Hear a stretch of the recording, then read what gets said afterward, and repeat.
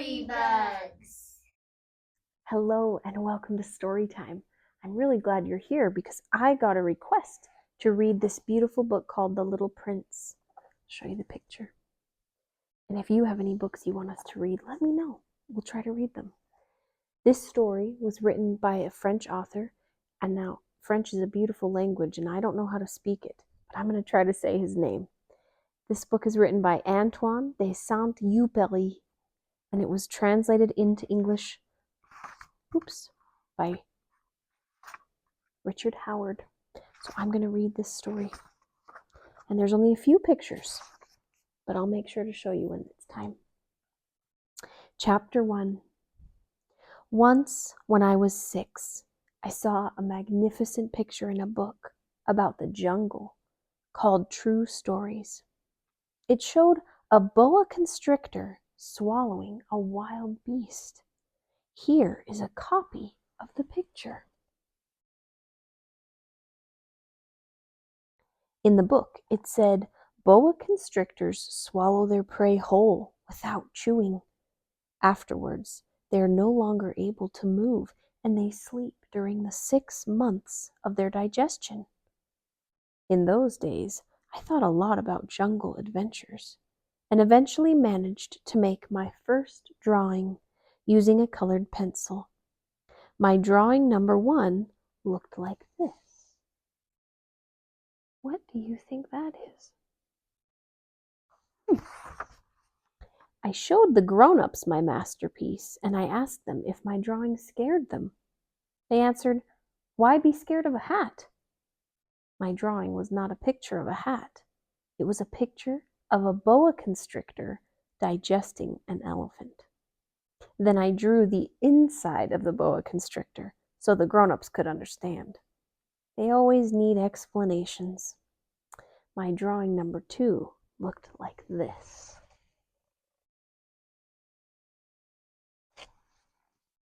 The grown-ups advised me to put away my drawings of boa constrictors, outside or inside, and apply myself instead to geography, history, arithmetic, and grammar.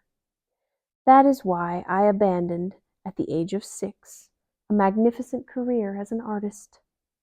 I had been discouraged by the failure of my drawing number 1 and of my drawing number 2.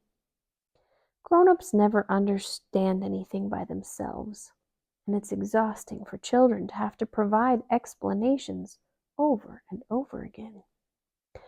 So then I had to choose another career, and I learned to pilot airplanes. I have flown almost everywhere in the world, and as a matter of fact, geography has been a big help to me. I could tell China from Arizona at first glance, which is very useful if you get lost during the night. So I have had, in the course of my life, lots of encounters with lots of serious people. I've spent lots of time with grown-ups. I've seen them at close range, which hasn't much improved my opinion of them. Whenever I encountered a grown-up who seemed to me at all enlightened, I would experiment on him with my drawing number 1, which I have always kept. But I wanted to see if he really understood anything. But he would always answer, "That's a hat." Then I wouldn't talk about boa constrictors, or jungles, or stars. I would put myself on his level and talk about bridge and golf and politics and neckties. And my grown-up was glad to know such a reasonable person. Chapter 2. So I lived all alone, without anyone I could really talk to, until I had to make a crash landing in the Sahara Desert 6 years ago. Something in my plane's engine had broken, and since I had neither a mechanic nor passengers in the plane with me, I was preparing to undertake the difficult repair job by myself. For me, it was a matter of life or death. I had only enough drinking water for 8 days.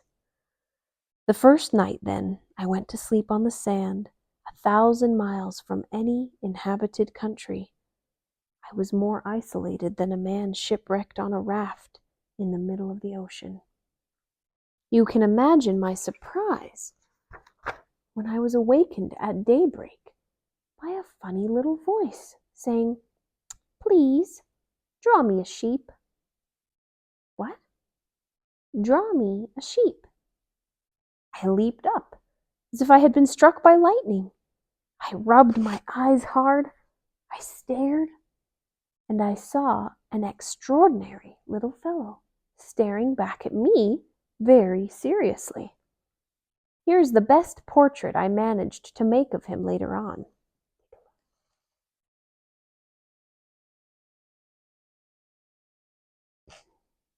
But of course, my drawing is much less attractive than my model. This is not my fault. My career as a painter was discouraged at the age of 6 by grown-ups, and I had never learned to draw anything except boa constrictors, outside and inside. So I stared wide-eyed at this apparition. Don't forget that I was 1,000 miles from any inhabited territory. Yet this little fellow seemed to be neither lost nor dying of exhaustion, hunger, or thirst. Nor did he seem scared to death. There was nothing in his appearance that suggested a child lost in the middle of the desert, 1,000 miles from an inhabited territory. When I finally managed to speak, I asked him, "But what are you doing here?" And then he repeated, very slowly and very seriously, "Please, draw me a sheep." In the face of an overpowering mystery, you don't dare disobey. Absurd as it seemed, 1,000 miles from all inhabited regions and in danger of death, I took a scrap of paper and a pen out of my pocket. But then I remembered that I had mostly studied geography, history, arithmetic, and grammar, and I told the little fellow, rather crossly, that I didn't know how to draw. He replied, "That doesn't matter.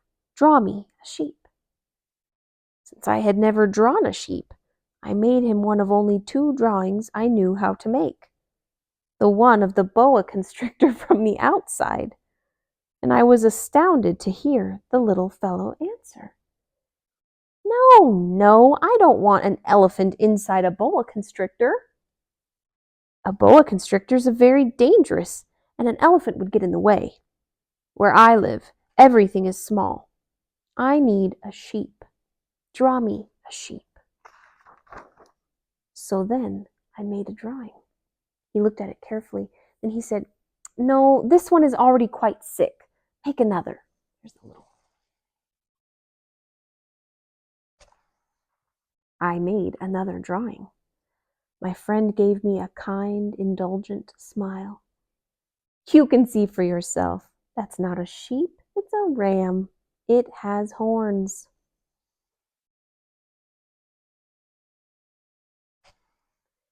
So I made my 3rd drawing, but it was rejected like the others. "This one's too old. I want a sheep that will live a long time." So then, impatiently, since I was in a hurry to start work on my engine, I scribbled this drawing and added, "This is just the crate. The sheep you want is inside."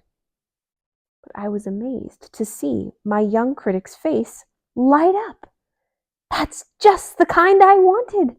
Do you think this sheep will need a lot of grass?" "Why?" "Because where I live, everything is very small." "There's sure to be enough. I've given you a very small sheep." He just drew the box. He bent over the drawing. "Not so small as all that. Look, he's gone to sleep." And that's how I made the acquaintance of the little prince. Chapter 3. It took me a long time to understand where he came from. The little prince who asked me so many questions never seemed to hear the ones I asked him. It was things he said quite at random that bit by bit explained everything. For instance, when he first caught sight of my airplane, I won't draw my airplane, that would be too complicated for me. He asked, "What's that thing over there?" "It's not a thing, it flies. It's an airplane. My airplane." And I was proud to tell him I could fly. Then he exclaimed, "What? You fell out of the sky?" "Yes," I said modestly. "Oh, that's funny." And the little prince broke into a lovely peal of laughter, which annoyed me a good deal. I like my misfortunes to be taken seriously. Then he added, "So you fell out of the sky too. What planet are you from?" A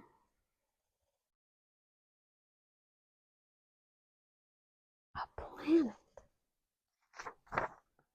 That was when I had the first clue to the mystery of his presence, and I questioned him sharply, "Do you come from another planet?" But he made no answer. He shook his head a little, still staring at my airplane. "Of course, that couldn't have brought you from very far." And he fell into a reverie that lasted a long while.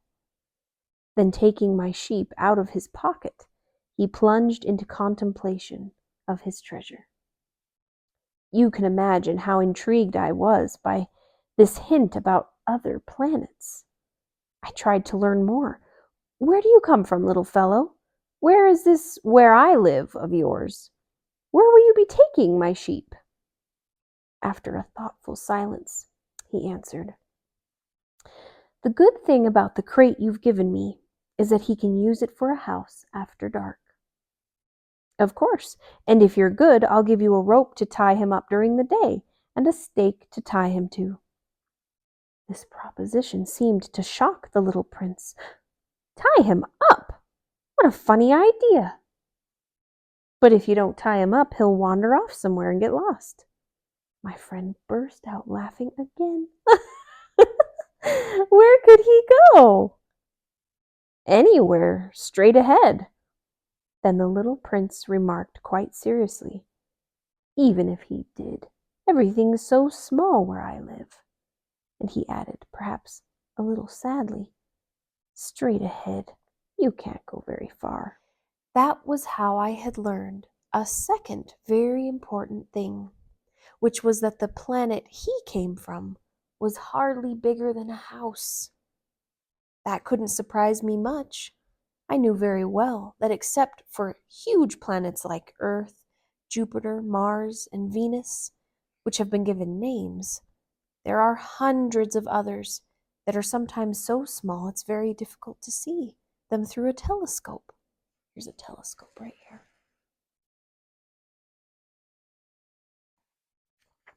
When an astronomer discovers one of them, he gives it a number instead of a name.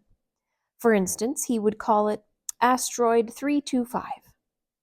I have serious reasons to believe that the planet the little prince came from is asteroid B612. This asteroid has been sighted only once by telescope, in 1909 by a Turkish astronomer, who had then made a formal demonstration of his discovery at an international astronomical congress. But no one had believed him on account of the way he was dressed. Grown-ups are like that. Fortunately, the reputation of asteroid B612, a Turkish dictator ordered his people on pain of death to wear European clothes. The astronomer repeated his demonstration in 1920, wearing a very elegant suit. So here he is first. And here he is in his fancy suit.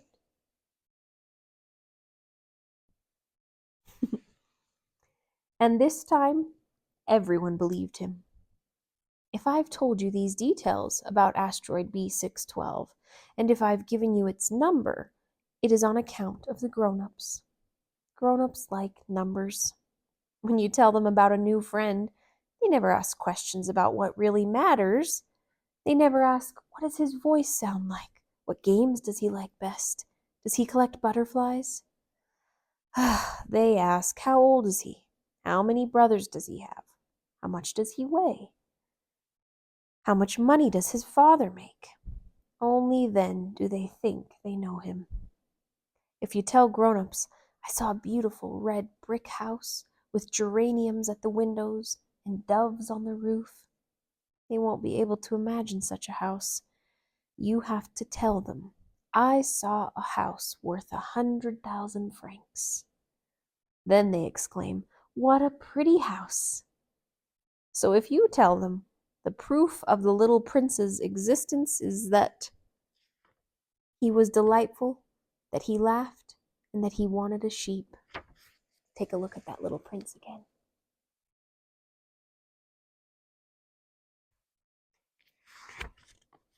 When someone wants a sheep, that proves he exists. They shrug their shoulders and treat you like a child. But if you tell them the planet he came from is asteroid B612, then they'll be convinced, and they won't bother you with their questions. That's the way they are. You must not hold it against them. Children should be very understanding of grown-ups. But of course, those of us who understand life couldn't care less about numbers. I should have liked to begin this story like a fairy tale. I should have liked to say, once upon a time there was a prince who lived on a planet hardly any bigger than he was, and who needed a friend. For those who understand life, that would sound much truer. The fact is, I don't want my book to be taken lightly. Telling these memories is so painful for me. It's already been 6 years since my friend went away, taking his sheep with him. If I try to describe him here, it's so I won't forget him. It's sad to forget a friend. Not everyone has a friend. And I might become like the grown-ups who are no longer interested in anything but numbers. Which is still another reason why I've bought a box of paints and some pencils. It's hard to go back to drawing at my age when you've never made any attempts since the one of a boa from inside and the one of a boa from the outside at the age of 6. I'll certainly try to make my portraits as true to life as possible, but I'm not entirely sure of succeeding. One drawing works, and the next no longer bears any resemblance. And I'm a little off on his height, too. In this one, the little prince is too tall, and here he's too short. And I'm uncertain about the color of his suit. So I grope in one direction and another as best I can. In the end, I'm sure to get certain details, certain more important details, all wrong. But here, you'll have to forgive me. My friend never explained anything. Perhaps he thought I was like himself, but I unfortunately cannot see a sheep through the sides of a crate. I may be a little like the grown-ups. I must have grown old. Chapter 5. Every day I'd learn something about the little prince's planet, about his departure, about his journey. It would come quite gradually in the course of his remarks. This was how I learned on the 3rd day about the drama of the baobabs. This time, too, I had the sheep to thank, for suddenly the little prince asked me a question, as if overcome by a grave doubt. Isn't it true that sheep eat bushes? Yes, that's right. Ah, I'm glad. I didn't understand why it was so important that sheep should eat bushes. But the little prince added, and therefore they eat baobabs too? I pointed out to the little prince that baobabs are not bushes, but trees as tall as churches, and that even if he took a whole herd of elephants back to his planet, the herd couldn't finish off a single baobab. The idea of the herd of elephants made the little prince laugh. We'd have to pile them on top of one another, like this.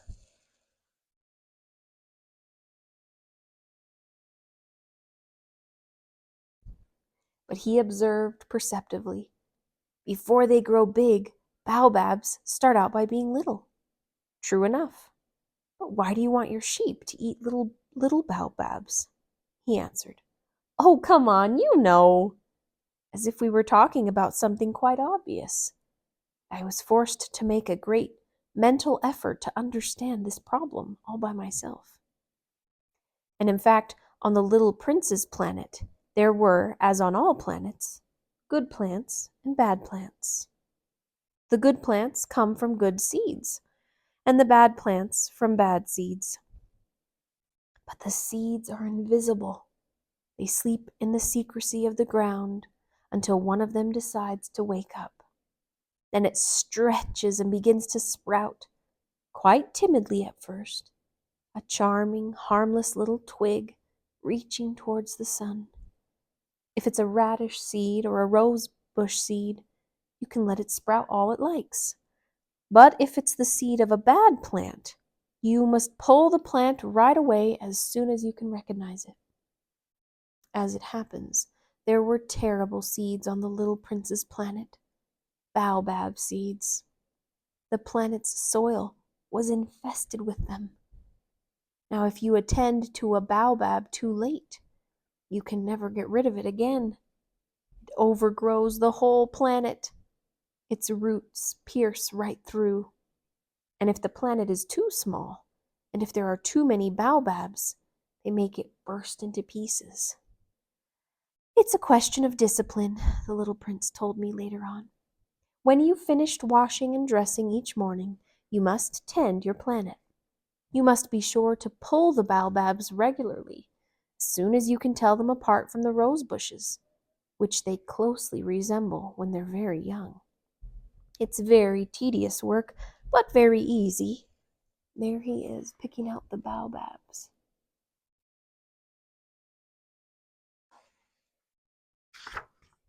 And one day he advised me to do my best to make a beautiful drawing for the edification of the children where I live. If they travel someday, he told me, it could be useful to them. Sometimes there's no harm in postponing your work until later. But with baobabs, it's always a catastrophe. I knew one planet that was inhabited by a lazy man. He had neglected 3 bushes. So following the little prince's instructions, I have drawn that planet. I don't much like assuming the tone of a moralist, but the danger of baobabs is so little recognized, and the risks run by anyone who might get lost on an asteroid are so considerable, that for once I'm making an exception to my habitual reserve. I say, children, watch out for baobabs. It's to warn my friends of a danger of which they, like myself, have been long unaware, that I worked so hard on this drawing. Let's see it. The baobabs, the 3 of them.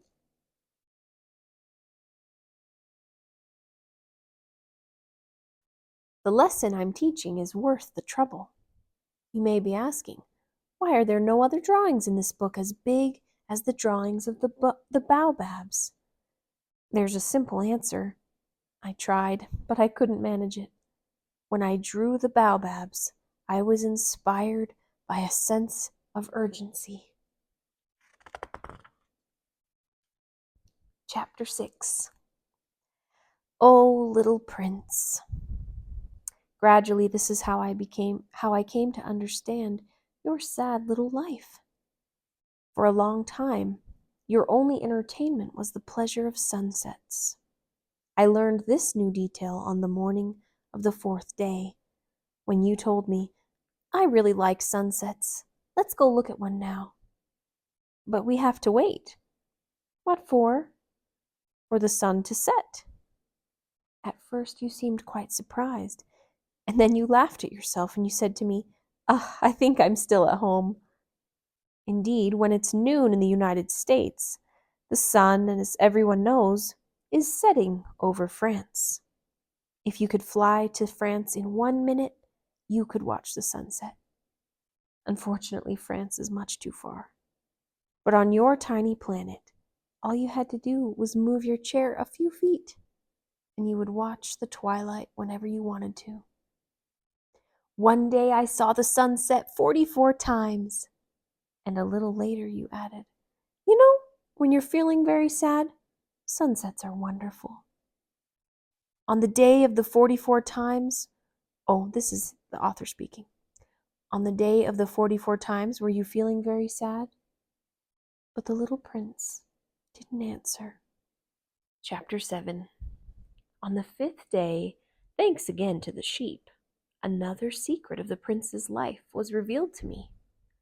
Abruptly, with no preamble, he asked me, as if it were the fruit of a problem long pondered in silence, if a sheep eats bushes, does he eat its flowers too? A sheep eats whatever it finds. Even flowers that have thorns?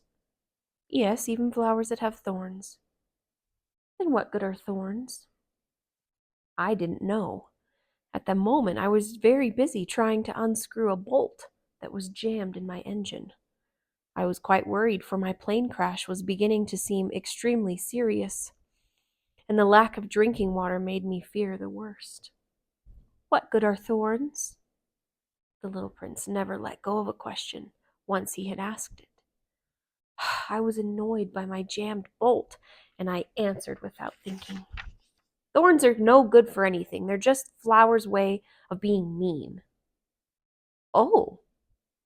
But after a silence, he lashed out at me with a sort of bitterness. I don't believe you. Flowers are weak. They're naive. They reassure themselves whatever way they can. They believe their thorns make them frightening. I made no answer. At that moment I was thinking, if this bolt stays jammed, I'll knock it off with the hammer. Again, the little prince disturbed my reflections. Then you think flowers... No, not at all. I don't think anything. I just said whatever came into my head. I'm busy here with something serious. He stared at me, astounded. Something serious. He saw me holding my hammer, my fingers black with grease, bending over an object he regarded as very ugly. You talk like the grown-ups. That made me a little ashamed, but he added mercilessly, you confuse everything. You've got it all mixed up. He was really very annoyed. He tossed his golden curls in the wind. I know a planet inhabited by a red-faced gentleman. He's never smelled a flower. He's never looked at a star. He's never loved anyone. He's never done anything except add up numbers. And all day long he says over and over, just like you, I'm a serious man, I'm a serious man. And that puffs him up with pride. But he's not a man at all. He's a mushroom. He's a what? A mushroom. The little prince was now quite pale with rage.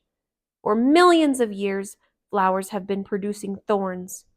For millions of years, sheep have been eating them all the same. It's not serious, trying to understand why flowers go to such trouble to produce thorns that are good for nothing. It's not important, the war between sheep and flowers. It's no more serious and no more important than the numbers that the fat red gentleman is adding up. Suppose I happen to know a unique flower, one that exists nowhere in the world except on my planet, one that a little sheep can wipe out in a single bite one morning, just like that, without even realizing what he's doing. Isn't that important? His face turned red now, and he went on. If someone loves a flower, of which just one example exists, among all the millions and millions of stars, that's enough to make him happy when he looks at the stars. He tells himself, my flower's up there somewhere. But if the sheep eats the flower, then for him it's as if suddenly all the stars went out. And that isn't important? He couldn't say another word. All of a sudden he burst out sobbing. Night had fallen. I dropped my tools. What did I care about my hammer, about my bolt, about thirst and death? There was, on one star, on one planet, on mine, the earth, a little prince to be consoled. I took him in my arms. I rocked him. I told him, the flower you love is not in danger. I'll draw you a muzzle for your sheep. I'll draw you a fence for your flower. I didn't know what to say. How clumsy I felt. I didn't know how to reach him, where to find him. It's so mysterious, the land of tears. Chapter 8. I soon learned to know that flower better. On the little prince's planet, there had always been very simple flowers, decorated with a single row of petals, so that they took up no room at all and got in no one's way. They would appear one morning in the grass and would fade by nightfall. This one had grown from a seed brought from who knows where, and the little prince had kept a close watch over a sprout that was not like any of the others. It might have been a new kind of baobab, but the sprout soon stopped growing and began to show signs of blossoming. The little prince, who had watched the development of an enormous bud, realized that some sort of miraculous apparition would emerge from it. But the flower continued her beauty preparations in the shelter of her green chamber, selecting her colors with the greatest care, and dressing quite deliberately, adjusting her petals one by one. She had no desire to emerge all rumpled like the poppies. She wished to appear only in the full radiance of her beauty. Here's a little sprout at the bottom.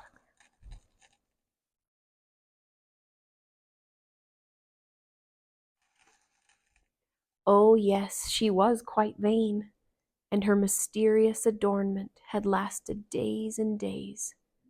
And then one morning, precisely at sunrise, she showed herself. There she is.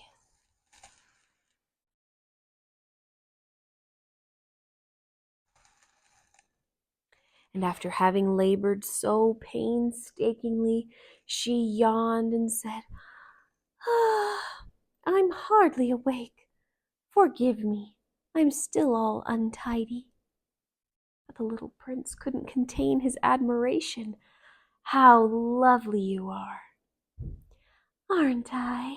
The flower answered sweetly. And I was born the same time as the sun. The little prince realized that she wasn't any too modest. She was so dazzling. I believe it is breakfast time, she soon added. Would you be so kind as to tend me? And the little prince, utterly abashed, having gone to look for a watering can, served the flower. She had soon begun tormenting him with her rather touchy vanity. One day, for instance, alluding to her 4 thorns, she remarked to the little prince, I'm ready for tigers with all their claws. You think the flower could stand a chance against a tiger? There are no tigers on my planet, the little prince had objected. And besides, tigers don't eat weeds. I'm not a weed, the flower replied sweetly. Forgive me. I am not at all afraid of tigers, but I have a horror of drought. You wouldn't happen to have a screen? A horror of droughts. That's not a good sign for a plant, the little prince had observed. How complicated this flower is. After dark you will put me under glass. How cold it is where you live. Quite uncomfortable. Where I come from. But suddenly she broke off. She had come here as a seed. She couldn't have known anything of other worlds. Humiliated at having let herself be caught on the verge of so naive a lie, she coughed 2 or 3 times in order to put the little prince in the wrong. "That screen? I was going to look for one, but you were speaking to me." Then she made herself cough again in order to inflict a twinge of remorse on him all the same. There's the screen.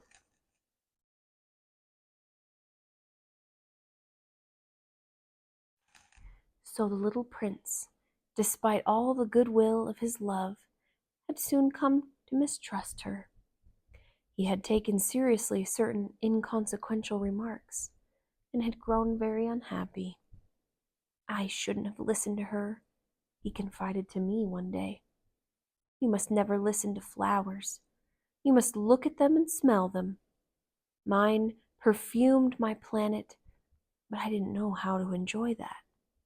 The business about the tiger claws, instead of annoying me, ought to have moved me." And he confided further, "In those days I didn't understand anything. I should have judged her according to her actions, not her words.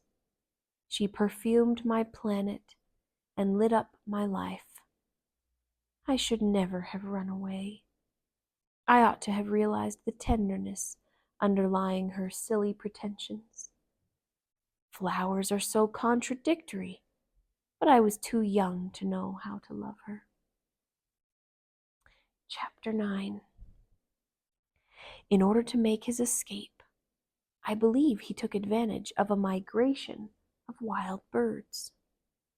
On the morning of his departure, he put his planet in order. He carefully raked out his active volcanoes. The little prince possessed 2 active volcanoes, which were very convenient for warming his breakfast.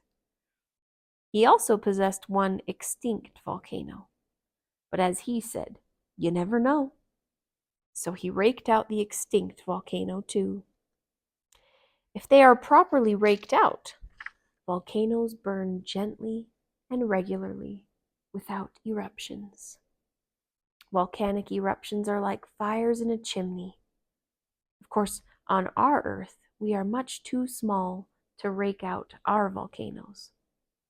That's why they cause us so much trouble. The little prince also uprooted, a little sadly, the last baobab shoots. He believed he would never be coming back. But all these familiar tasks seemed very sweet to him on the last morning. And when he watered the flower one last time and put her under glass, he felt like crying. "Goodbye," he said to the flower. She did not answer him. "Goodbye," he repeated. The flower coughed, but not because she had a cold.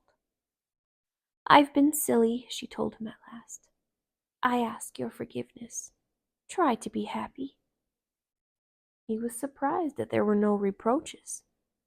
He stood there, quite bewildered, holding the glass bell in mid-air. He failed to understand this calm sweetness. Here he is holding the glass.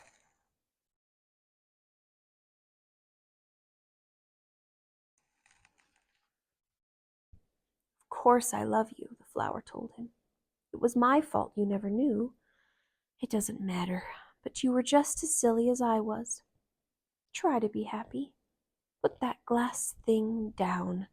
I don't want it any more." "But the wind?"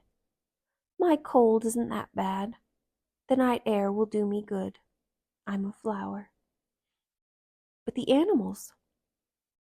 "I need to put up with 2 or 3 caterpillars if I want to get to know the butterflies." Here's him sweeping his volcanoes really quick.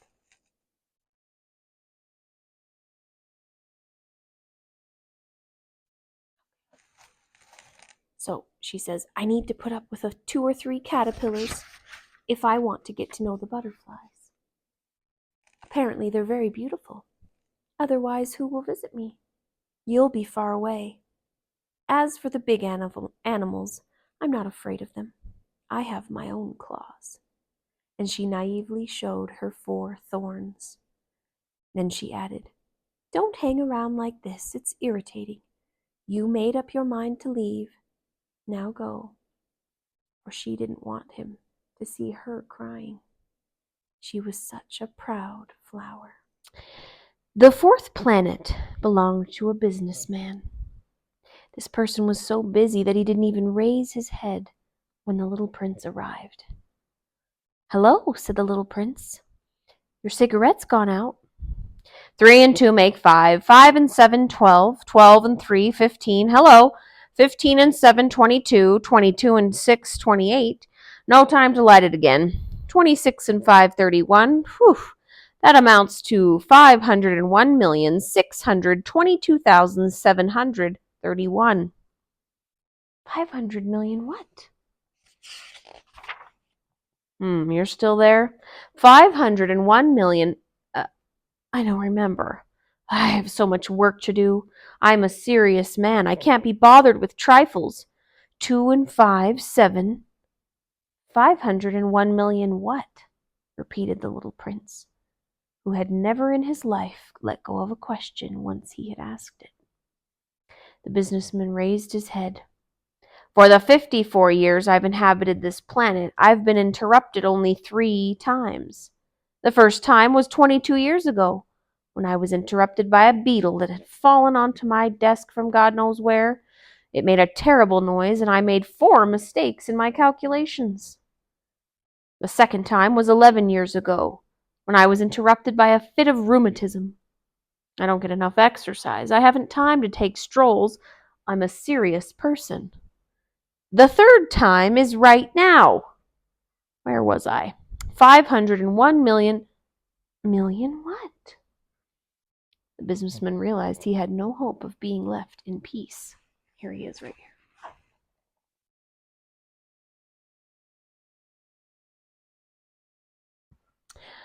Oh, of those little things you sometimes see in the sky. Flies?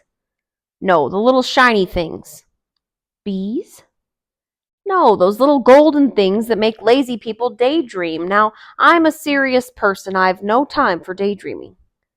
Ah, you mean the stars. Yes, that's it, stars. What do you do with 500 million stars? 501,622,731. I'm a serious person and I'm accurate. And what do you do with those stars? What do I do with them? Yes. Nothing. I own them. You own the stars? Yes. But I've already seen a king who kings don't own. They reign over. It's quite different. What good does owning the stars do you? Does me the good of being rich. And what good does it do you to be rich? It lets me buy other stars if somebody discovers them. The little prince said to himself, "This man argues a little like the drunkard." Nevertheless, he asked more questions. How can someone own the stars? To whom do they belong? Oh, it's the businessman. To whom do they belong? Retorted the businessman grumpily. I don't know, to nobody. Then they belong to me, because I thought of it first. And that's all it takes? Of course, when you find a diamond that belongs to nobody in particular, then it's yours. When you find an island that belongs to nobody in particular, it's yours. When you're the first person to have an idea, you patent it and it's yours. Now I own the stars, since no one before me ever thought of owning them. That's true enough, the little prince said. What do you do with them? I manage them. I count them, and then I count them again, said the businessman. It's difficult work, but I'm a serious person. The little prince was still not satisfied. If I own a scarf, I can tie it around my neck and take it away. If I own a flower, I can pick it and take it away. But you can't pick the stars. No, but I can put them in the bank. What does that mean? That means that I write the number of my stars on a slip of paper, and then I lock that slip of paper in a drawer. And that's all? That's enough. That's amusing, thought the little prince, and even poetic, but not very serious. The little prince had very different ideas about serious things from those of the grown-ups. I own a flower myself, he continued, which I water every day. I own 3 volcanoes, which I rake out every week. I even rake out the extinct one. You never know. So it's of some use to my volcanoes, and it's useful to my flower that I own them. But you're not useful to the stars. The businessman opened his mouth, but found nothing to say in reply.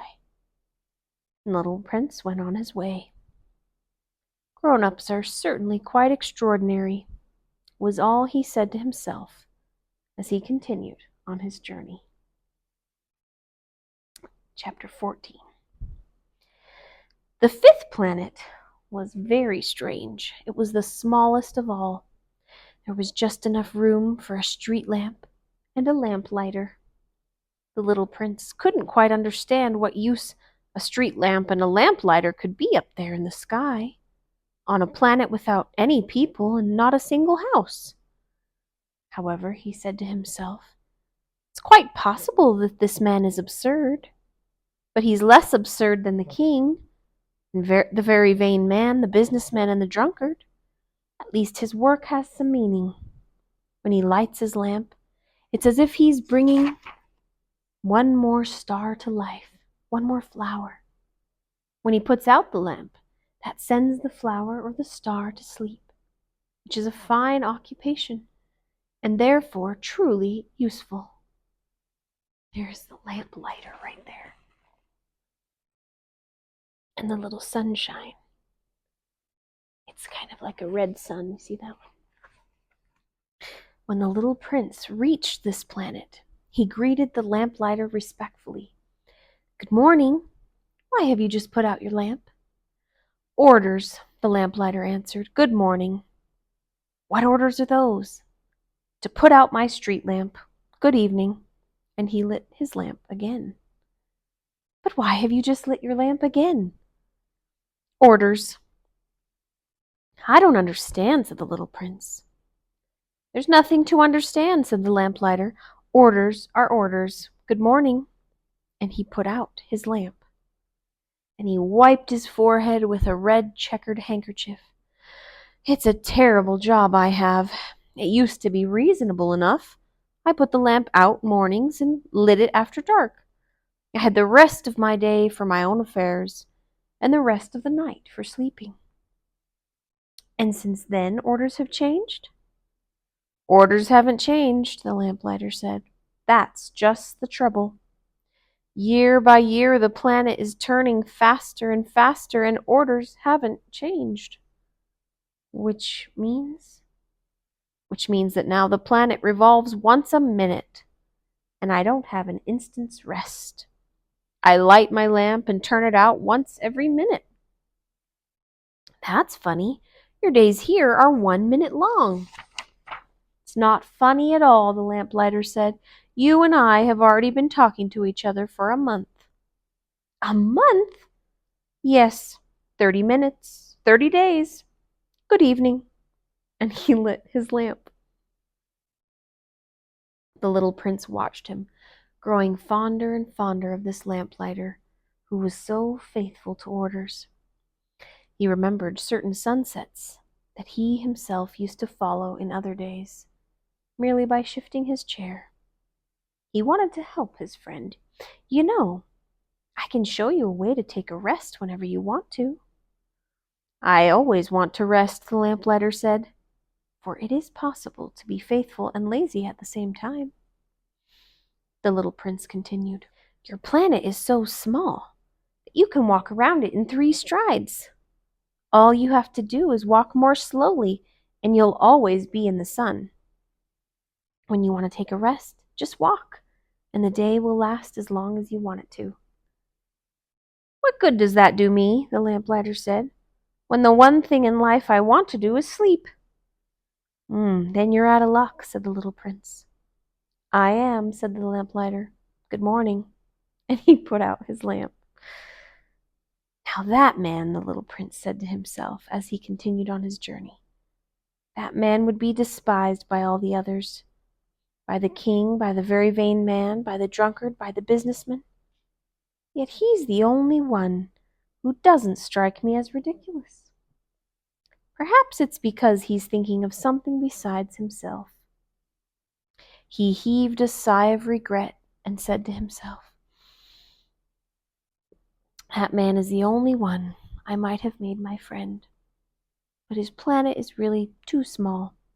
There's not room for two."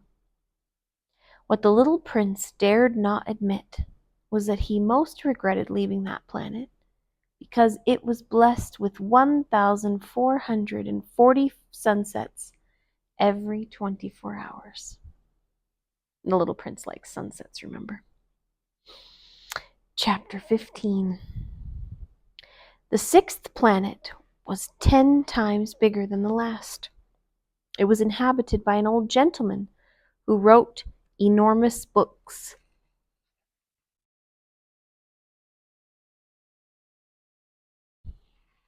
That's the gentleman.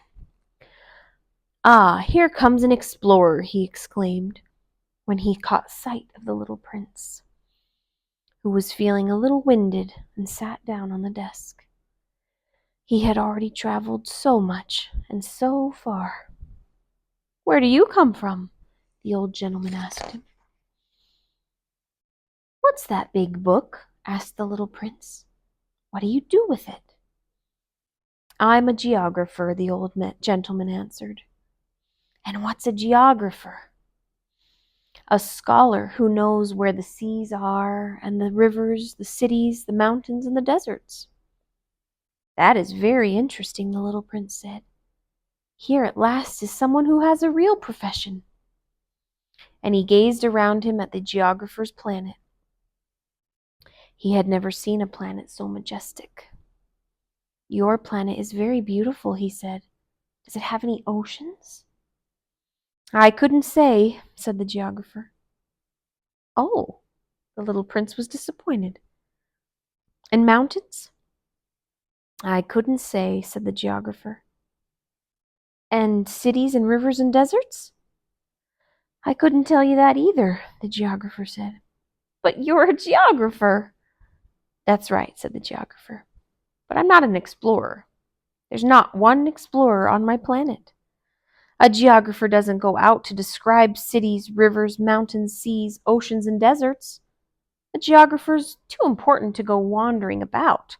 He never leaves his study, but he receives the explorers there. He questions them and he writes down what they remember, and if the memories of one of the explorers seems interesting to him, then the geographer conducts an inquiry into that explorer's moral character." "Why is that?" "Because an explorer who told lies would cause disasters in the geography books, as would an explorer who drank too much." "Why is that?" the little prince asked again. "Because drunkards see double, and the geographer would write down 2 mountains where there was only one." "I know someone," said the little prince, "who would be a bad explorer." "Possibly. Well, when the explorer's moral character seems to be a good one, an investigation is made into his discovery." "By going to see it?"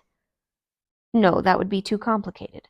But the explorer is required to furnish proofs. For instance, if he claims to have discovered a large mountain, he's required to bring back large stones from it." The geographer suddenly grew excited. "But you come from far away. You're an explorer. You must describe your planet for me." And the geographer, having opened his logbook, sharpened his pencil. Explorers' reports are first recorded in pencil. Ink is used only after the proofs have been furnished. "Well," said the geographer expectantly. "Oh, where I live," said the little prince, "is not very interesting. It's so small. I have 3 volcanoes, 2 active and 1 extinct. But you never know." "You never know," said the geographer. "I also have a flower." "We don't record flowers," the geographer said. "Why not? It's the prettiest thing." "Because flowers are ephemeral." What does femoral mean? Geographies, said the geographer, are the finest books of all.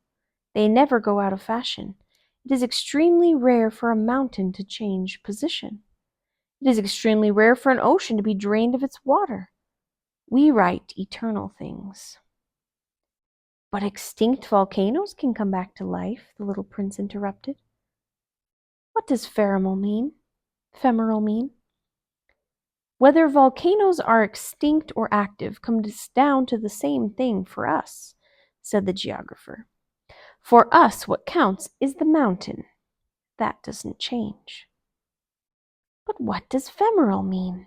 Repeated the little prince, who had never in all his life let go of a question once he had asked it. It means which is threatened by imminent disappearance. Is my flower threatened by imminent disappearance? Of course. My flower is femoral, the little prince said to himself.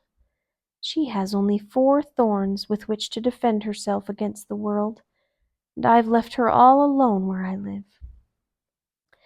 That was his first impulse of regret. But he plucked up his courage again. Where would you advise me to visit? He asked. The planet Earth, the geographer answered. It has a good reputation. And the little prince went on his way, thinking about his flower. Chapter 16. The 7th planet, then, was the Earth. The Earth is not just another planet. It contains 111 kings, including, of course, the African kings, 7,000 geographers, 900,000 businessmen, 7.5 million drunkards, 311 million vain men. In other words, about 2 billion grown-ups. To give you a notion of the Earth's dimensions, I can tell you that before the invention of electricity, it was necessary to maintain over the whole of 6 continents a veritable army of 462,511 lamplighters. Seen from some distance, this made a splendid effect. The movements of this army were ordered like those of a ballet. First came the turn of the lamplighters of New Zealand and Australia. Then these, having lit their street lamps, would go home to sleep. Next, it would be the turn of the lamplighters of China and Siberia to perform their steps in the lamplighters' ballet. And then they too would vanish into the wings. Then came the turn of the lamplighters of Russia and India, then those of Africa and Europe, then those of South America and of North America, and they never missed their cues for their appearances on stage. It was awe-inspiring. Only the lamplighter of the single street lamp at the North Pole and his colleague of the single street lamp at the South Pole led carefree, idle lives. They worked twice a year. Chapter 17. Trying to be witty leads to lying more or less. What I just told you about the lamplighters isn't completely true, and I risk giving a false idea of our planet to those who don't know it. Men occupy very little space on Earth. If the 2 billion inhabitants of the globe were to stand close together, as they might for some big public event, they would easily fit into a city block that was 20 miles long and 20 miles wide. You could crowd all humanity onto the smallest Pacific islet. Grown-ups, of course, won't believe you. They're convinced they take up much more room. They consider themselves as important as the baobabs, so you should advise them to make their own calculations. They love numbers, and they'll enjoy it. But don't waste your time on this extra task. It's unnecessary, trust me. So once he reached Earth, the little prince was quite surprised not to see anyone. He was beginning to fear he had come to the wrong planet. when a moon-colored loop uncoiled on the sand.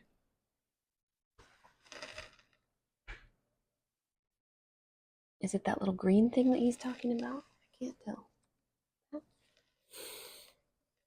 Good evening, the little prince said, just in case. Good evening, said the snake. What planet have I landed on? Asked the little prince.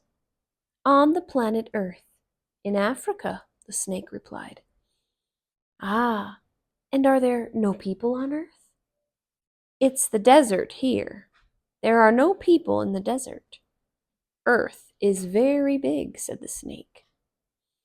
The little prince sat down on a rock and looked up into the sky. I wonder, he said, if the stars are lit up so that each of us can find his own someday. Look at my planet. It's just overhead, but so far away. It's lovely, the snake said. What have you come to Earth for? I'm having difficulties with a flower, the little prince said. Ah, said the snake, and they were both silent. Where are the people? The little prince finally resumed the conversation. It's a little lonely in the desert. It's also lonely with people, said the snake. The little prince looked at the snake for a long time. You're a funny creature, he said at last. No thicker than a finger.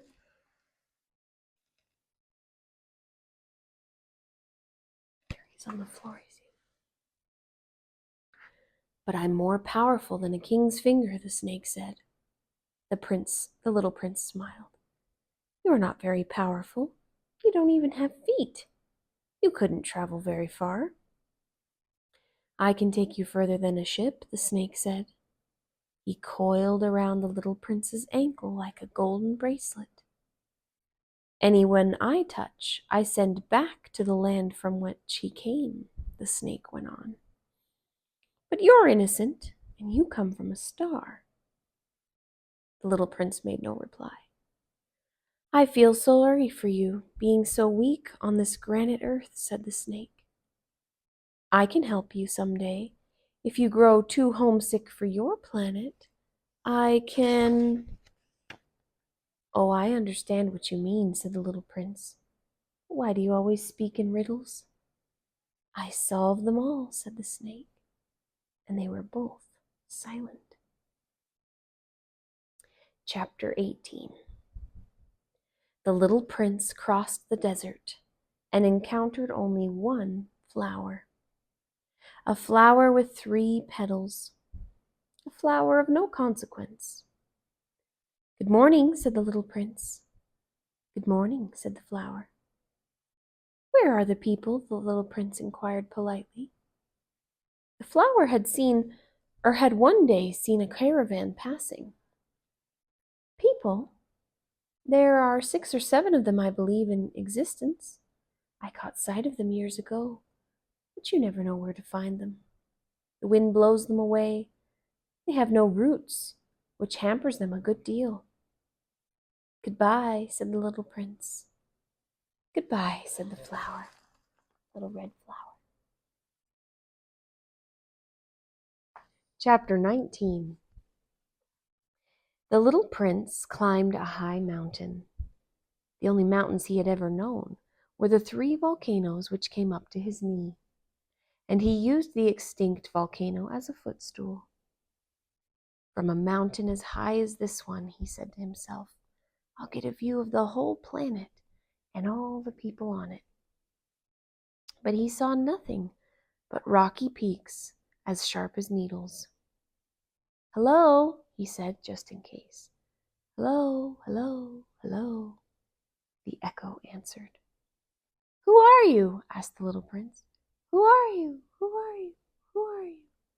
The echo answered. Let's be friends. I'm lonely, he said. I'm lonely, I'm lonely, I'm lonely, the echo answered. What a peculiar planet, he thought. It's all dry and sharp and hard, and people here have no imagination. They repeat whatever you say to them. Where I live, I had a flower. She always spoke first. Chapter 20. But it so happened that the little prince, having walked a long time through sand and rocks and snow, finally discovered a road. And all roads go to where there are people. "Good morning," he said. It was a blossoming rose garden. "Good morning," said the roses. Let's see. This was from the last section of where he's up on the mountain.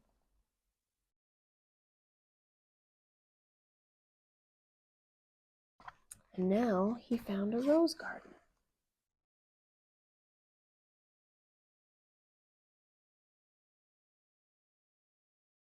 The little prince gazed at them. All of them looked like his flower. "Who are you?" he asked, astounded. "We're roses," the roses said. "Ah," said the little prince, and he felt very unhappy. His flower had told him she was the only one of her kind in the whole universe. And here were 5,000 of them, all just alike, in just one garden. She would be very annoyed, he said to himself, if she saw this. She would cough terribly and pretend to be dying to avoid being laughed at. And I'd have to pretend to be nursing her. Otherwise, she'd really let herself die in order to humiliate me. And then he said to himself, I thought I was rich because I had just one flower. And all I own is an ordinary rose. That and my 3 volcanoes, which come up to my knee, one of which may be permanently extinct. Doesn't make me much of a prince. And he lay down in the grass and wept.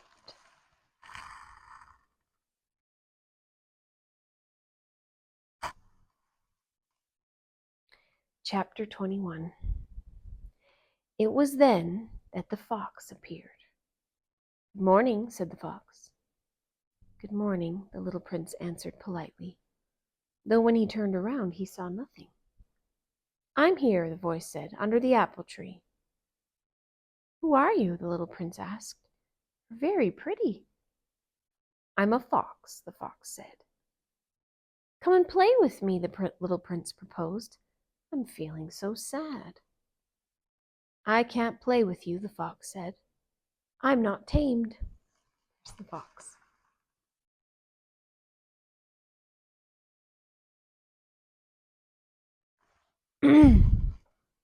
Ah, excuse me, said the little prince. But upon reflection he added, what does tamed mean? You're not from around here, the fox said. What are you looking for? I'm looking for people, said the little prince. What does tamed mean? People, said the fox, have guns, and they hunt. It's quite troublesome. And they also raise chickens. That's the only interesting thing about them. Are you looking for chickens? Said the little prince. No. Are you looking for chickens? No, said the little prince. I'm looking for friends. What does tamed mean? It's something that's been too often neglected. It means to create ties. To create ties? That's right, the fox said. For me, you're only a little boy, just like 100,000 other little boys. And I have no need of you, and you have no need of me either. For you, I'm only a fox, like 100,000 other foxes. But if you tame me, we'll need each other. You'll be the only boy in the world for me. I'll be the only fox in the world for you. I'm beginning to understand, the little prince said. There's a flower. I think she's tamed me. Possibly, the fox said. On Earth, one sees all kinds of things. Oh, this isn't on Earth, the little prince said. The fox seemed quite intrigued. On another planet? Yes. Are there hunters on that planet? No. Now that's interesting. And chickens? No. Nothing's perfect, sighed the fox. But he returned to his idea. My life is monotonous. I hunt chickens. People hunt me. All chickens are just alike, and all men are just alike. So I'm rather bored. Looks like this is one of the hunters he's talking about.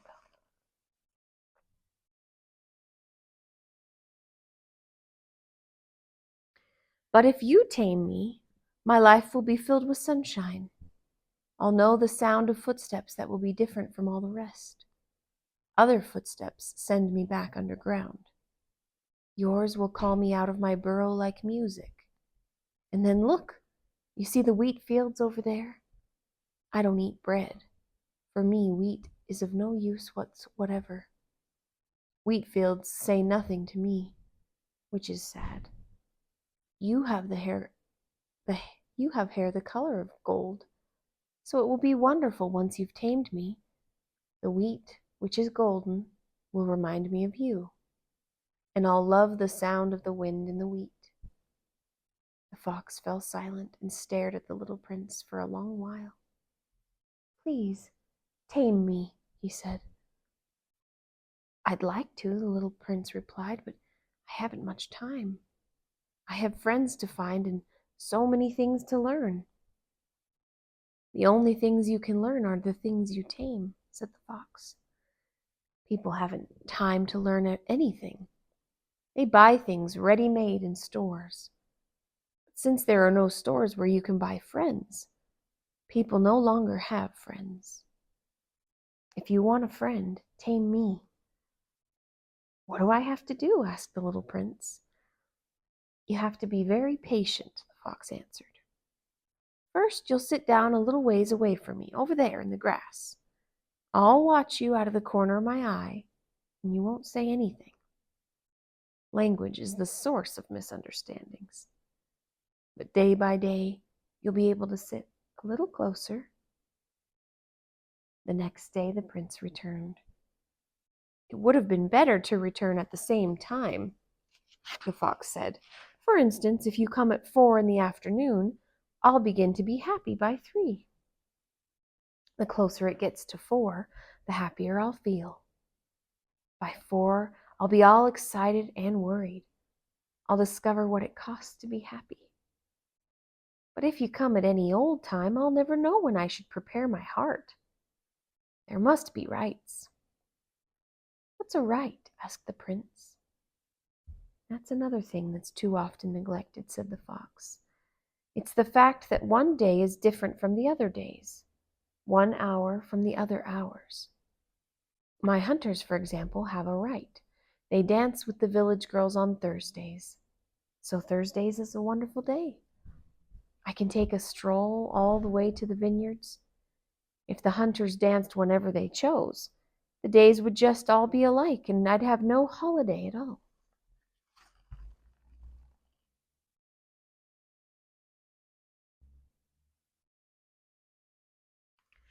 That was how the little prince tamed the fox. And when the time to leave was near, "Ah," the fox said, "I shall weep." "It's your own fault," the little prince said. "I never wanted to do you any harm, but you insisted that I tame you." "Yes, of course," said the fox. "But you're going to weep," said the little prince. "Yes, of course," the fox said. "Then you get nothing out of it?" "I get something," the fox said, "because of the color of the wheat." Then he added, "Go look at the roses again. You'll understand that yours is the only rose in all the world. And come back to say goodbye, and I'll make you the gift of a secret." The little prince went to look at the roses again. "You're not at all like my rose. You're nothing at all yet," he told them. "No one has tamed you, and you haven't tamed anyone. You're the way my fox was. He was just a fox like 100,000 others, but I've made him my friend, and now he's the only fox in all the world." And the roses were humbled. "You're lovely, but you're empty," he went on. "One couldn't die for you. Of course, an ordinary passer-by would think my rose looked just like you.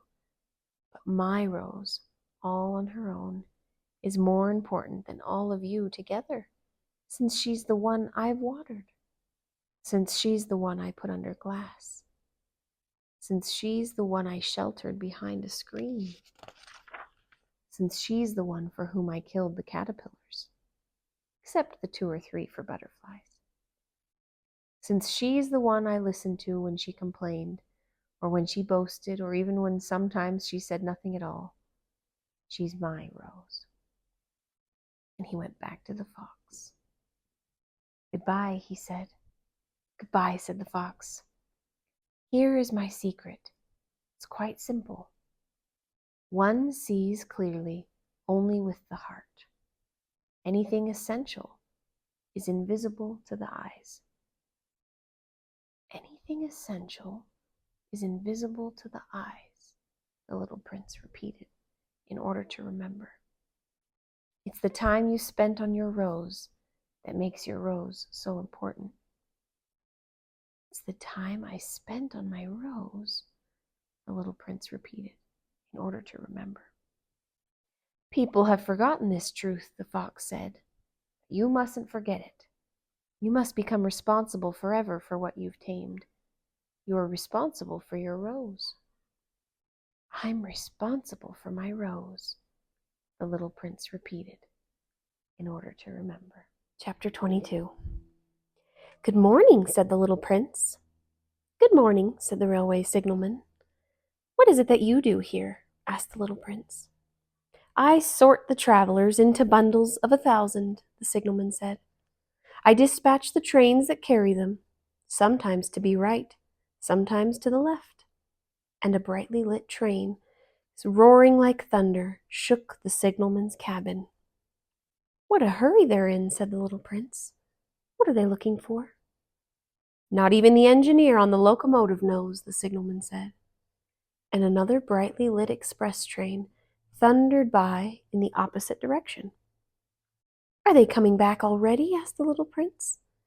It's not the same ones, the signalman said. It's an exchange. They weren't satisfied where they were? Asked the little prince. No one is ever satisfied where he is, the signalman said.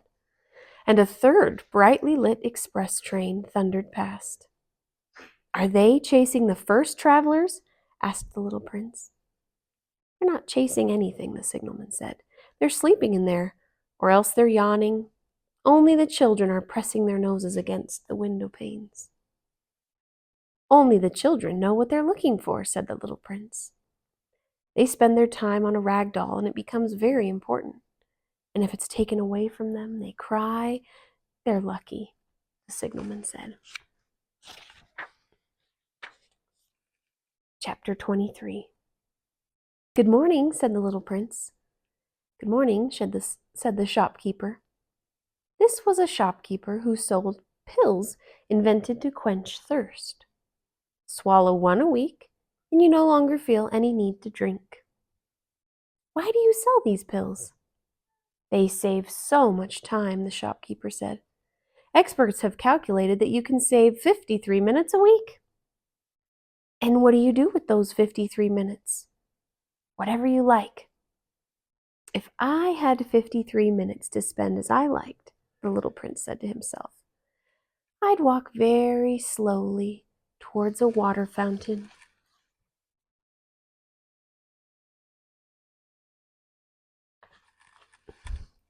Chapter 24. It was now the 8th day since my crash landing in the desert, and I'd listened to the story about the shopkeeper as I was drinking the last drop of my water supply. Ah, I said to the little prince, your memories are very pleasant, but I haven't yet repaired my plane.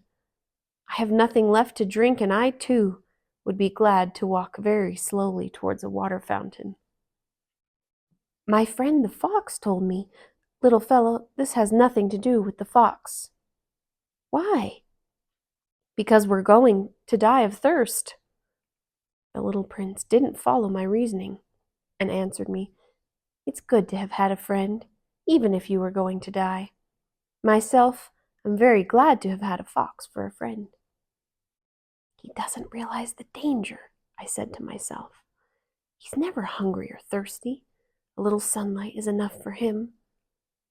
But the little prince looked at me and answered my thought. I'm thirsty too. Let's find a well. I made an exasperated gesture. It is absurd looking for a well at random in the vastness of the desert. But even so, we started walking. When we had walked for several hours in silence, night fell and stars began to appear. I noticed them as in a dream, being somewhat feverish on account of my thirst. The little prince's words danced in my memory. So you're thirsty too? I asked. But he didn't answer my question. He merely said to me, water can also be good for the heart. I didn't understand his answer, but I said nothing. I knew by this time that it was no use questioning him. He was tired.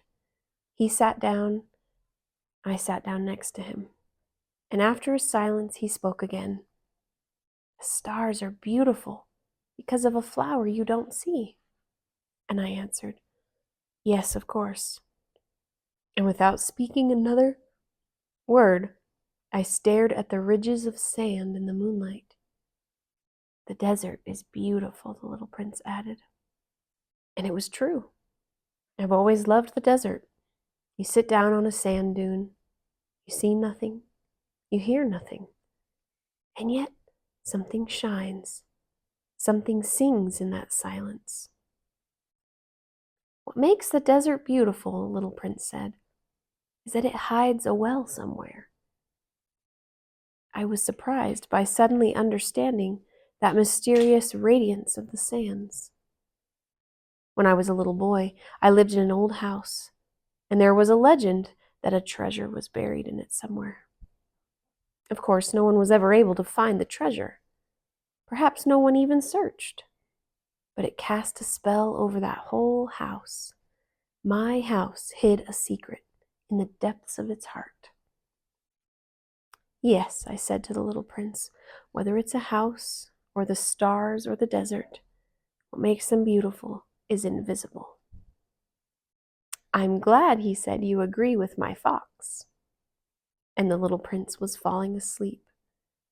I picked him up in my arms and started walking again.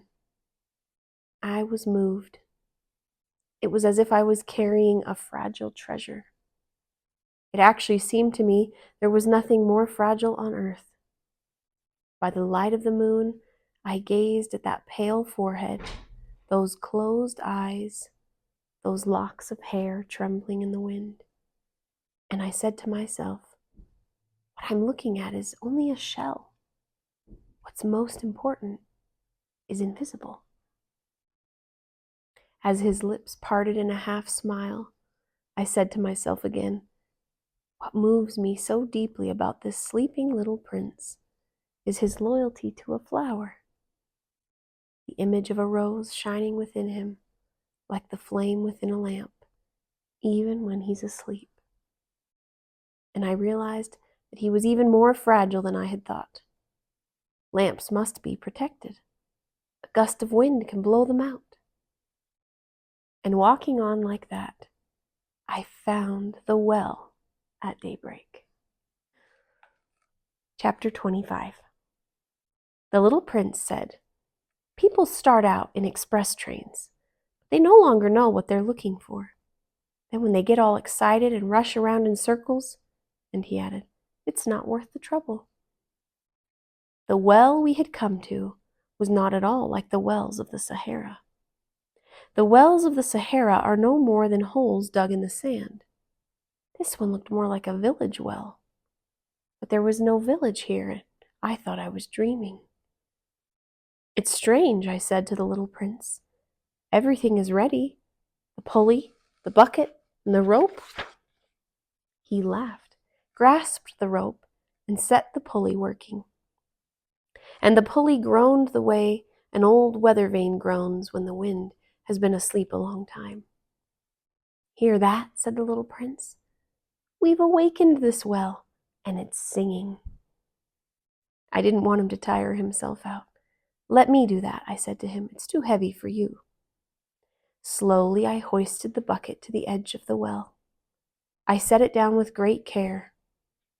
The song of the pulley continued in my ears, and I saw the sun glisten on the still, trembling water. "I'm thirsty for that water," said the little prince. "Let me drink some." And I understood what he'd been looking for. I raised the bucket to his lips. He drank, eyes closed. It was as sweet as a feast. That water was more than merely a drink.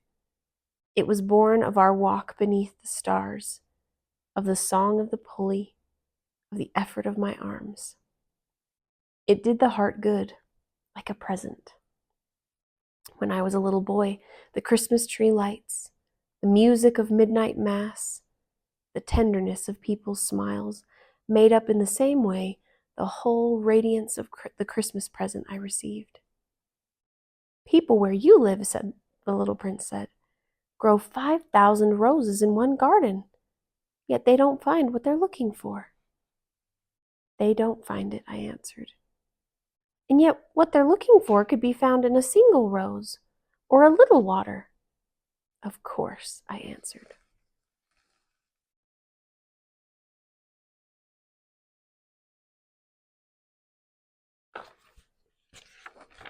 And the little prince added, "But eyes are blind. You have to look with the heart." I had drunk the water. I could breathe easy now. The sand at daybreak is honey-colored, and that color was making me happy too. Why then did I also feel so sad? "You must keep your promise," said the little prince, sitting up again beside me. "What promise?" "You know, a muzzle for my sheep. I'm responsible for this flower." I took my drawings out of my pocket. The little prince glanced at them and laughed as he said, "Your baobabs look more like cabbages." "Oh!" I had been so proud of the baobabs. "Your fox? His ears look more like horns, and they're too long." And he laughed again. "You're being unfair, my little prince," I said. "I never knew how to draw anything but boas from the inside and boas from the inside and boas from the outside." "Oh, that'll be all right," he said. "Children understand." So then I drew a muzzle, and with a heavy heart I handed it to him. "You've made plans I don't know about." But he didn't answer. He said, "You know, my fall to earth. Tomorrow will be the first anniversary." Then after a silence he continued, "I landed very near here." And he blushed. And once again, without understanding why, I felt a strange grief. However, a question occurred to me. "Then it wasn't by accident that on the morning I met you 8 days ago, you were walking that way all alone, 1,000 miles from any inhabited region? Were you returning to the place where you fell to earth?" The little prince blushed again, and I added hesitantly, "Perhaps on account of the anniversary?" The little prince blushed once more. He never answered questions, but when someone blushes, doesn't that mean yes? "Ah," I said to the little prince, "I'm afraid," but he answered, "You must get to work now. You must get back to your engine. I'll wait here. Come back tomorrow night."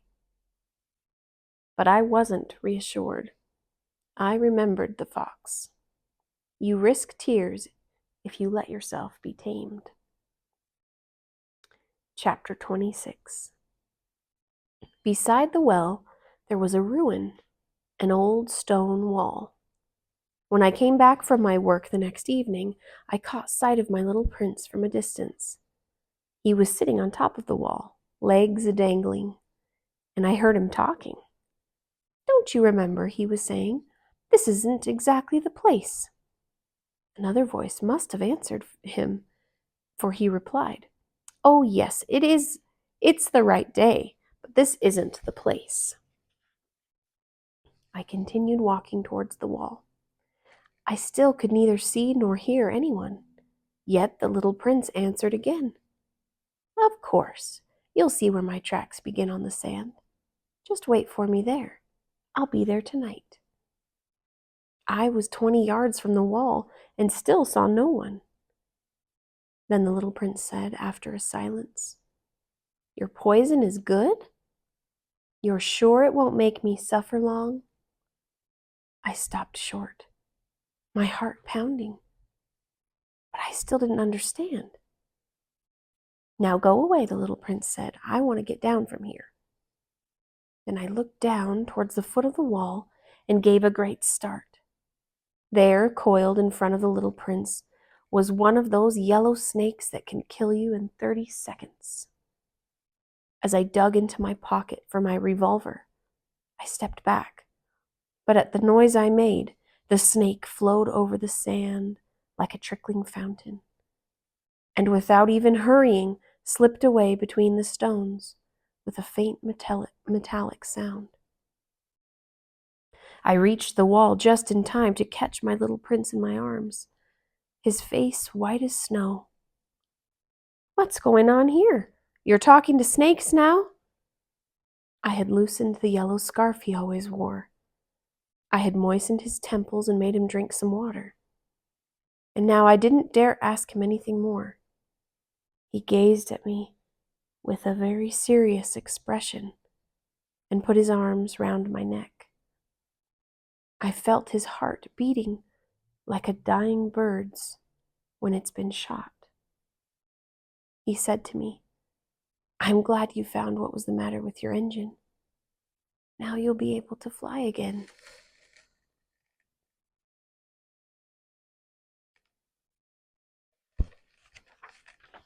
How did you know? I was just coming to tell him that I had been successful, beyond all hope. He didn't answer my question. All he said was, I'm leaving today too. And then sadly, it's much further. It's much more difficult. I realized that something extraordinary was happening. I was holding him in my arms like a little child, yet it seemed to me that he was dropping headlong into an abyss, and I could do nothing to hold him back. His expression was very serious now, lost and remote. I have your sheep, and I have the crate for it, and the muzzle. And he smiled sadly. I waited a long time. I could feel that he was reviving a little. Little fellow, you were frightened. Of course he was frightened, but he laughed a little. I'll be much more frightened tonight. Once again I felt chilled by the sense of something irreparable, and I realized I couldn't bear the thought of never hearing that laugh again. For me it was like a spring of fresh water in the desert. Little fella, I want to hear you laugh again. But he said to me, Tonight it'll be a year. My star will be just above the place where I fell last year. Little fellow, it's a bad dream, isn't it? All this conversation with the snake and the meeting place and the star. But he didn't answer my question. All he said was, The important thing is what can't be seen. Of course. It's the same as for the flower. If you love a flower that lives on a star, then it's good at night to look up at the sky. All the stars are blossoming. Of course. It's the same for water. The water you gave me to drink was like music, on account of the pulley and the rope. You remember. It was good. Of course. At night, you'll look up at the stars. It's too small where I live for me to show you where my star is. It's better that way. My star will be one of the stars for you. So you'll be looking at all of them. They'll all be your friends. And besides, I have a present for you. He laughed again. Ah, little fella, I love hearing that laugh. That'll be my present. Just that. It'll be the same as for the water. What do you mean? People have stars, but they aren't the same. For travelers, the stars are guides. For other people, they're nothing but tiny lights. And for still others, for the scholars, they're problems. For my businessmen, they were gold. But all those stars are silent stars. You, though, you'll have stars like nobody else. What do you mean? When you look up at the sky at night, since I'll be living on one of them, since I'll be laughing on one of them, for you, it will be as if all the stars are laughing. You'll have stars that can laugh. And he laughed again. And when you're consoled, everyone eventually is consoled, you'll be glad you've known me. You'll always be my friend. You'll feel like laughing with me. And you'll open your window sometimes just for the fun of it. And your friends will be amazed to see you laughing while you're looking up at the sky. Then you'll tell them, yes, it's the stars. They always make me laugh. And they'll think you're crazy. It'll be a nasty trick I played on you. And he laughed again. And it'll be as if I had given you, instead of stars, a lot of tiny bells that know how to laugh. And he laughed again. Then he grew serious once more. Tonight, don't come.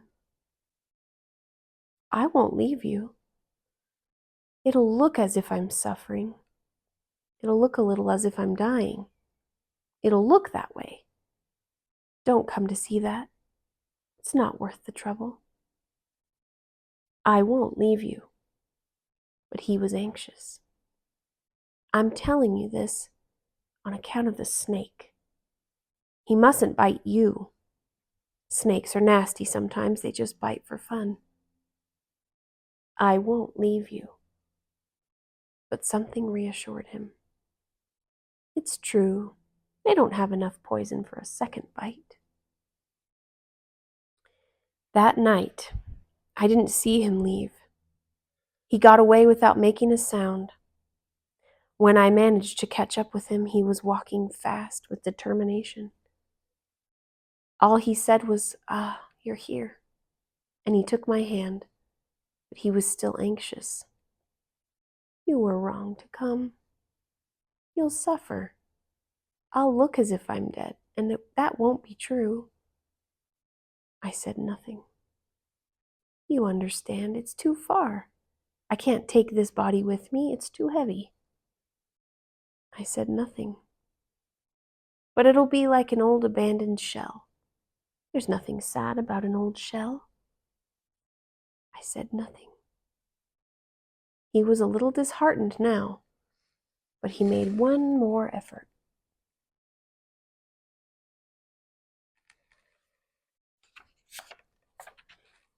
It'll be nice, I'll be looking at the stars too. All the stars will be wells with a rusty pulley. All the stars will pour out water for me to drink. I said nothing. And it'll be fun. You'll have 500 million little bells. I'll have 500 million springs of fresh water. And he too said nothing because he was weeping. Here's the place. Let me go on alone. And he sat down because he was frightened. And then he said, my flower, I'm responsible for her. She's so weak and so naive. She has 4 ridiculous thorns to defend her against the world. I sat down too because I was unable to stand any longer. He said, there, that's all. He hesitated a little longer, then he stood up. He took a step. I couldn't move. There was nothing but a yellow flash close to his ankle. He remained motionless for an instant. He didn't cry out. He fell gently the way a tree falls. There wasn't even a sound because of the sand. Chapter 27. And now, of course, it's been 6 years already. I've never told this story before. The friends who saw me again were very glad to see me alive. I was sad, but I told them, it's fatigue. Now, I'm somewhat consoled. That is, not entirely. But I know he did get back to his planet, because at daybreak I didn't find his body. It wasn't such a heavy body. And at night, I love listening to the stars. It's like 500 million little bells. But something extraordinary has happened. When I drew that muzzle for the little prince, I forgot to put in the leather strap. He could never have fastened it on his sheep. And then I wonder, what's happened there on his planet? Maybe the sheep has eaten the flower. Sometimes I tell myself, of course not. The little prince puts his flower under glass, and he keeps close watch over his sheep. Then I'm happy, and all the stars laugh sweetly. There's the little prince.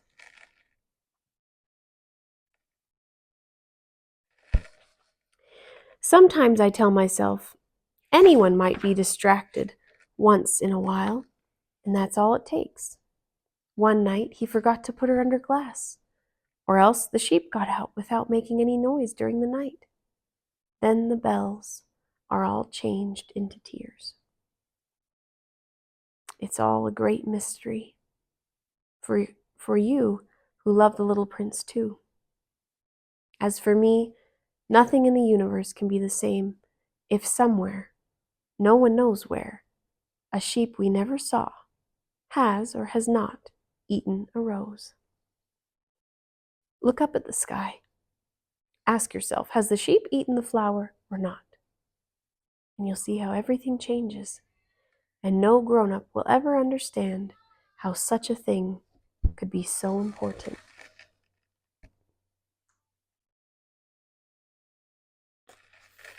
Thank you guys for reading this chapter book of The Little Prince with me. We had a good adventure all the way through, and I hope you'll come back for another story. See ya. If you guys enjoyed reading that story, would you please click subscribe down below? We read new stories just like this one every day, and we would love to let you know when there's a new story to listen to. If you guys enjoyed reading that story, would you please click subscribe down below? We read new stories just like this one every day, and we would love to let you know when there's a new story to listen to.